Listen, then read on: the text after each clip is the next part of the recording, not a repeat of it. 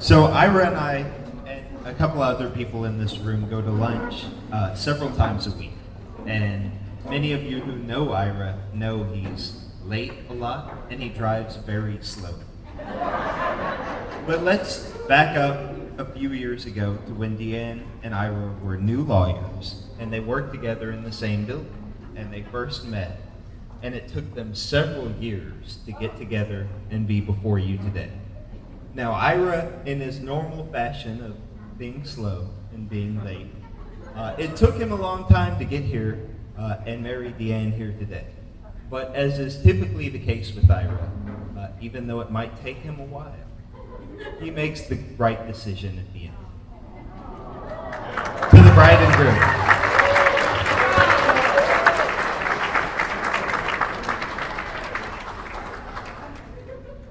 My name's RJ, right, or Richard. I'm Deanne's younger brother. I know about the first date that Ira and Deanne had because I was actually there on their first date. Ira has not let me forget it.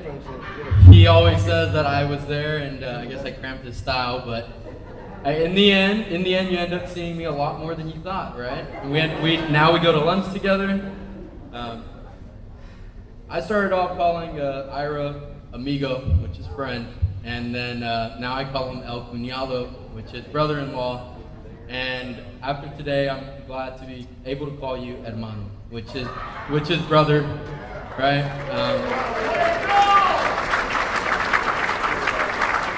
Deanne has always been my biggest supporter. She's always been there for me, and I look forward to being there for you, Deanne, and being there for you and Ira together.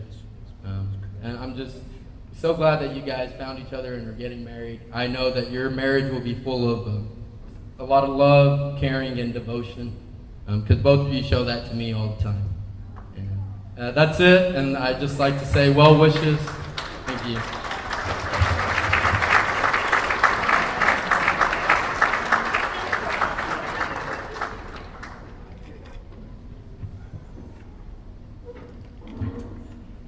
Okay, for those of you who don't know me, my name is Yolanda Gutierrez. For those of you who really know me, I'm Yogi. I met Deanne when she was 13 years old, and I could never get rid of her. we were doubles partners in tennis in high school. Thank you to Mr. and Mrs. Torrance for always driving us everywhere all the time, picking us up, dropping us off. We were in my first car accident and my first car I ever had. My dad worked so hard to get me this little car, and I was in a car accident the first week. And Deanne will never, ever let me forget that day.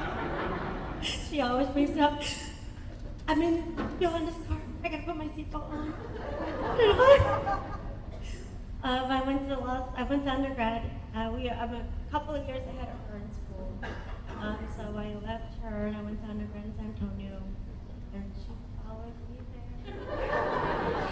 And then when I graduated undergrad, I left to Houston for law school. A couple of years later, she followed me there. And then she's like, I'm gonna live with you. And she'll live with me for many, many, many years. The best thing about knowing somebody for over 20 years is before you're even in your adolescent years, you get to grow up together and see them mature and grow up into adults. And I couldn't be more happier of the person she is today. She puts everything into everything that she does. I mean, look at this beautiful evening that she planned to the T. Everything here today is Deanne. She puts her heart and soul into everything that she does. Her work, her family, and I know she's going to do the same for her marriage.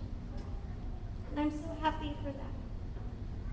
And I couldn't think of any words perfect enough to describe how much I love you.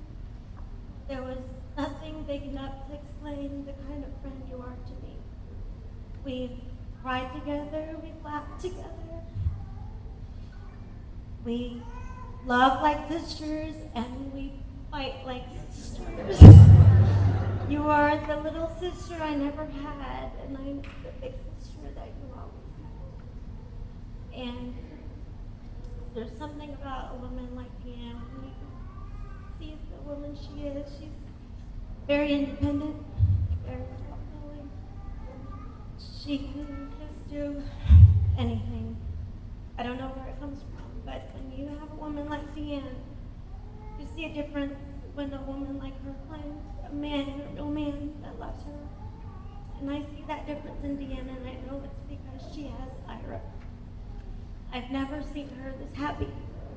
I've never seen her this confident. And it makes me so happy to see the woman that she is today with Ira. Ira, thank you so much for making her the woman she is today.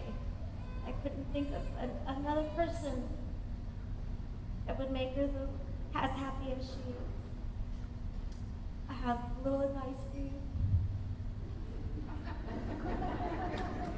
First of all, Deanne's always right. And if she's, dare I say, wrong, just don't say anything. She's right. She always needs new shoes.